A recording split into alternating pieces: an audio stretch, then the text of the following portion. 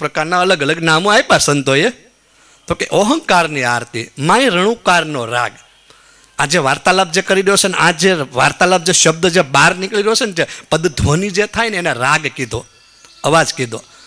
વાસ્તવમાં નાદ અને જ્યોત બંને એક જ સિક્કાના બે પહેલું છે. નાદ અને જ્યોત. હમણાં મેડિકલ સાયન્સે 2 વર્ષ પહેલાં જર્મનીમાં સાબિત કર્યું કે જ્યારે આ અવાજ અને નાદ, આ જે નાદ અને જ્યોત છે એનું કનેક્ટિંગ શું છે. તો નાસામાં પણ હમણાં એવું સાબિત કરવામાં આવ્યું 2 વર્ષ પહેલાં કે જ્યારે આ લોકો, જ્યારે વૈજ્ઞાનિકો ગયા ત્યારે એમણે આ વોઇસ અવાજ પકડ્યો એટલે આ બ્રહ્માંડનો ધ્વનિ જે થઈ રહ્યો છે ને એ અકાર, ઉકાર અને મકાર આ ત્રણેય માત્રા એને પકડી અને એનો જે ધ્વનિ વાગેલો ને ઓમકાર જે ધ્વનિ પ્રગટ થઈ, પણ અ, ઉ અને મ ત્રણેય મળીને જે માત્રા પ્રગટ થઈ એ તો એણે હમણાં 2 વર્ષ પહેલાં પડી, પણ મારા સંતોએ તો હજારો વર્ષ પહેલાં પકડી લીધું હતું આ વાતને, આ નાદને. એમાં નવાઈ શું છે, મેડિકલ સાયન્સ કદાચ પકડી લે તો એ પકડાણું તો ખરા, પણ એને શબ્દ સ્વરૂપે પ્રગટ કર્યું. તો આ અવાજ ક્યાંથી આવી રહ્યો છે? આ જે નાદ અને જ્યોતનું કનેક્ટિંગ શું? કારણ કે જ્યોત છે તો નાદ છે અને નાદ છે તો જ્યોત છે. આ બંને એક જ સ્વરૂપ છે. દાખલા તરીકે હું અહીંયા અત્યારે વાત કરું, તમે મને આ જોઈ રહ્યા છો, વાર્તાલાપ કર્યો, પણ આ જ અવાજ જે સાઉન્ડ છે એ બહાર સંભળાઈ રહ્યો છે. તો બહાર જે સાંભળનારા છે એ ખાલી માત્ર વોઇસ સાંભળી રહ્યા છે, પણ તમે મને અહીંયા પ્રેક્ટિકલ જોઈ રહ્યા છો એનું શું? એનો આનંદ કેટલો. મને એક સાહેબ પંથી એક હશે, એક ભાઈ મને કીધું, મને કે બાપુ તમે મને વાત કરો એ વાત સાચી છે, પણ આ નાદ છે ને, મને કે ભજન તો હો રહા હે. મેં કીધું ભજન હો રહા એ તો વાત બરોબર છે, પણ ભજન જે હો રહા હે અને ભજન જે પ્રગટ કરનાર છે એને જોયો એનું હું સંતોએ. અત્યારે હું જે વાર્તાલાપ કરી રહ્યો છું ને, અત્યારે હું જે બોલી રહ્યો છું, તમે મને જોઈ રહ્યા છો એ આનંદ અને એક બહારથી જે સાંભળી રહ્યા છે એ આનંદ, ડિફરન્સ કેટલો? એક વિઝન આવે, એક જોવાનું આવે છે અને એક સાંભળવાનું આવે છે. આ કનેક્ટિંગ બેનું સરખું જ છે. આપણે જે અહીંયા મોબાઈલમાંથી વાત કરી ત્યારે શબ્દની ફ્રિકવન્સી ટાવરના માધ્યમથી જાય, પણ બોલનારો છે એ તો અહીંયા જ છે ને. એટલે નાદ અને જ્યોતનું બંને એક સ્વરૂપ છે. તો કે અહંકારની આરતી માય રણુકારનો રાગ, સુગરા હોય તે સાંભળે. આમાં નહીં નુગરાનો લાગ. સુગરા કોણ ને નુગરા કોણ? આપણે ઉપદેશી બની ગયા, ગુરુમુખી બની ગયા, પણ ત્યાં સુધી આપણે આ ભીતરની આરતી, ભીતરનો અવાજ, ભીતરનો નાદ ન સાંભળીએ ત્યાં સુધી આપણે બધા ગુરુમુખી હોવા છતાંય નુગરા છીએ. હો બાપુ, કોઈ એમ વેમમાં રહેતા નહીં કે અમે ગુરુમુખી છીએ. જ્યાં સુધી આરતી ન સંભળાય ત્યાં સુધી ભીતરનો નાદ ન સંભળાય ને ત્યાં સુધી તમે ને હું ને આપણે બધાય નુગરા. વાત લઈ લીધી સદગુરુના ઘરની, વાત લઈ લીધી તે સહી છું ગયું. ઓલા એક બાપુ હતા ને, એ ગામમાં થોડીક પણ અનુભવ વિષય એવો છે. તે ગામમાં જૂના જમાનાની વાત, અને બાપુ રે ગામમાં, અને તેથી સાધુના બહુ દુષ્કાળ હતો. હવે બધા 108 ઇમરજન્સી આવ્યા, ઘરે ઘરે બધા નીકળી પીડ્યા. તેથી બહુ દુષ્કાળ, તેથી સાધુ બહુ મુશ્કેલથી મળતા. અને એ સમયમાં એમાં ત્યાં ગામમાં એક સાધુ અને દાયણ નહીં. હવે કોઈને બિચારીને કોઈ દીકરીને તકલીફ થાય, અને એ ગામમાં દાયણની 1-2 હતા તો એ ગુજરી ગયા. અને બાપુની પાસે બી એવા બધા જાય એટલે બાપુને એ કહે કે એક દીકરીને એ કે બાપુ પ્રસ્તુતિ પીડા ઉપડી છે, અને એમને એ કે બાપુ તમે કંઈક જાણતા. તો બાપુને એમ છું કે મારી યાર 2 વર્ષ લો નહીં કે આપણે બાપુએ ધોતી પડે આમ ફાડી કાઢી કીધું હાલા એને અહીંયા કાંડે બાંધી દેજે હાથે, એટલે એમને રાહત થઈ જાય. તે હાથે બાંધ્યો એટલે રાહત થઈ ગઈ અને જન્મ થઈ ગયો. જન્મ થઈ ગઈ એટલે પછી ઓલા હારે બેઠવાવાળા હતા કે આપણા ઘરે એ કે ગગાના ઘરે એ કે 5-6 મહિના પછી આ છે, અને બાપુ છે આ ઉંમરમાં મોટા ને દાયણ છે નહીં તો હાલો ને આપણે જઈએ. તે ઓલાઈ ગયા. એ કે બાપુ અમારી તકલીફ. બાપુએ આમ ધોતી ફાડીને આપ્યું લે, તો એણે નહીં કાંઈ ગોખલામાં મૂકી દીધું. બીજાને વિચાર્યું કે આપણા ઘરે મુનાને એ કે વર્ષ પછી આમ છે ને ગામમાં દાયણ છે ને બાપુ ક્યારે દેહ વિલી છે. બાપુ આવ્યો, બાપુને ધોતી ફાડી બાપુએ આપ્યું. એમ પરી કરીને બધે લઈ કાઢીને છેડા લઈને ગોખલામાં કે ટકમાં મૂકી દીધા, પણ ઉપયોગ કર્યો નહીં. સદગુરુના ઘરની વાત ટકમાં ન મૂકતા ઉપયોગ કરજો. બાપુ તો જતા રહે, બાપુ તો જતા રહેશે, પણ એને ઉપયોગમાં લેવું હોય તો આપણે સુગરા કહેવાય. સુગરા હોય તે સાંભળે, એમાં નહીં નુગરાનો લાગ. આરતી સુણતા આનંદ સુખ, મુનિના મનમાં ગગન ગરજે આરતી. હવે પછી પાછા એ પાછા શું કે ભાઈ એ તો બરોબર, પણ આરતી કેવી છે? તો કે એ આરતી કેમ? આ આરતી કોણે કોણે એ કે અનુભવી અને કેમ અનુભવે? પણ વિષય બહુ લાંબો છે અને ઘણો સમય જાય છે, એટલે આપણે એને નામાત્રણ ખાલી લઈ વધારે વાત નથી કરવી. તો શું કે વિશ્રામ સાહેબ એ કે આરતી સાંભળે તો એનું શું થાય? કે કોઈ શીખે, કોઈ સુણે, સરસે એના કામ. કોઈ શીખે કોઈ સુણે. શીખે એટલે હું કે સાહેબે જે કાંઈ આરતી કરી છે ને સાહેબે જે આરતી સાંભળી છે એ આરતી આપણે અનુભવવાની છે. સાહેબનું એક પ્રખર વાક્ય છે, સુનો ભાઈ સાધુ. આવડા એમ કે સુનો ભાઈ સાધુ, એટલે ભાઈ સાધુને શું છે બિચારાને, એને કાંઈ સાધુ જ નથી. એ હાંધેલા હતા એટલે તો એ હતા ને. સુનો ભાઈ સાધો, તમે સાંભળો અને હાંધો એને. ભીતર સાધારણમાં તમે જાઓ, તમે સાધો, સુનો ભાઈ સાધો, સંતો સુનો ભાઈ સાધો. એ જે અવસ્થા છે એને કીધું કોઈ શીખે કોઈ સુને કોઈ સાંભળે. કોઈએ શીખી, સદગુરુના ઘરની વાતમાં આવી ગયા ત્યારે એ આરતી શીખી. પછી કીધું કોઈએ સાંભળી, શીખી કાઢવીને પછી એ અવસ્થામાં ભીત અને સાંભળી. અધર જણકારા ઓયરિયા કરવીને વાજા વાગે, સુરતા ધરીને સાંભળો, ધૂન એની ગગનમાં ગાજે, હે જીવન તું જીવને જ્યાં રાખીએ જ્યાં વાગે અન તોરા. આ સાંભળવાનો વિષય છે. સાંભળવાની સાથે સાથે જોવાનો વિષય છે.